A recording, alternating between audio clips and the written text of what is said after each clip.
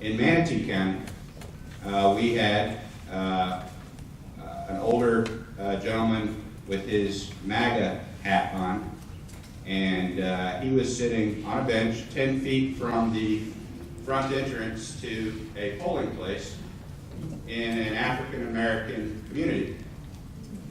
And that in and of itself was not problematic, but his shirt was hanging open, and on his hip was a sidearm, a gun. And for this white fellow who clearly didn't live in the neighborhood to be wearing his MAGA hat and displaying his pistol communicated a message, and the message could not be more clear. This kind of thing happened in 2018. It's going to happen again in 2020, and we just need to be ready for it. And I will tell you that that incident was resolved because we had a voter protection team in place in Manatee County, and they picked up the phone, they called the supervisor of elections, the man was removed from the premises, and the problem was solved. But how many people in the meantime saw this and felt it? And these are the types of real life decisions. So our people can't afford to wait in lines 4 and 5 hours long, and that can happen as a result of what I call systems suppression. Some of the suppression is just the product of old-fashioned negligence, right? You have supervisors who recruit poorly, they don't get the best people, and the ones they get, they don't train well. And we saw throughout the state, supervisors hire people who were giving out provisional ballots where none should be given out. You know, on election day, you can change your legal name if you've gotten married or divorced. You can change your legal address if you've moved a block away. You can even change your signature on election day and still cast a regular ballot. And yet there were supervisors around the state of Florida who had recruited and trained people who thought any one of those circumstances warranted a provisional ballot. And they don't. What they warrant is a piece of paper, a name change affidavit, which is the piece of paper, or an address change affidavit, or a voter registration form. You fill that out, and then you give them a regular ballot. I mean, people voting provisional ballots is a measure of last resort, and we're glad that it exists, but it's not a go-to place for poorly trained or poorly recruited staff. In early January, we're going to be rolling out training platforms for people to learn both online how to be great poll watchers, and live in-person trainings will be offered. And we'll have all the materials available to print out. We call it voter protection in a box. And we're finalizing those materials now. Being a poll watcher means you're inside the polling place where people are voting, and you're watching to make sure that the election is conducted in accordance with Florida and federal elections. In Palm Beach County in 2016, you had Republicans in their pickup trucks with Confederate flags, Trump flags, and American flags driving around the block at a Democratic polling place, screaming at our poll greeters and our poll observers and our voters that they were baby killers and all kinds of crazy stuff that they did. And they were using bullhorns. It was very oppressive, very difficult for people to hear or think straight.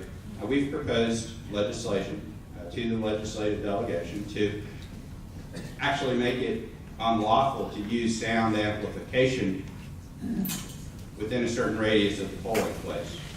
So there are ways to push back, and we'll keep putting that in front of the Republicans until we're putting it in front of a majority of Democrats. Whatever we have in place come July of next year, we'll probably have a nominee. We'll know who the nominee is likely to be, and whoever you're for, I hope each and every one of you will work just as hard for whoever that nominee is.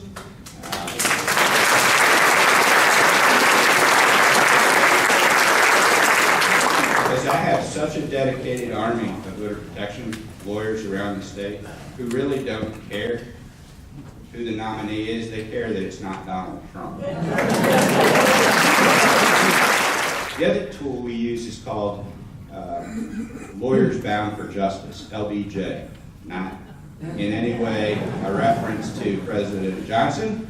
LBJ is a tool that we use to track incidents around the country. And what it allows is the presidential campaign, with whom we will be working very closely, and the Democratic National Committee, up to and including Tom Perez at his desk in Washington, D.C., to sit on their laptops and watch us key in incidents that occur. So we had a police officer in Osceola County intimidate someone at the polling place last time. They'll know within seconds after we've entered that incident into the system.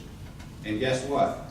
They'll also know every other incident of law enforcement intimidation that's taken place around the entire country at every single voting location, because it's a live system that displays real-time analytics so that tough legal decisions can be made in an instant. And it's the database of information that's housed in LBJ that lawyers like Mark Elias use when they parachute in to go file a federal court injunction to stop the police officers who apparently are engaged in some sort of concerted action nationwide to do whatever it is they're doing that we find offensive. So this is the body of evidence that the lawyers use to prove the case, to keep the polls open, to dismantle traffic stops, to do whatever. It's all in this tracking system called LBJ. What we would really like to do is persuade some of you all that, as fun as it is to wave signs on the street corner for your favorite candidates, that it would be a great idea to get trained up to be a poll watcher who works inside the polling place, a poll observer who works outside the 150-foot radius from the front door, or a poll greeter.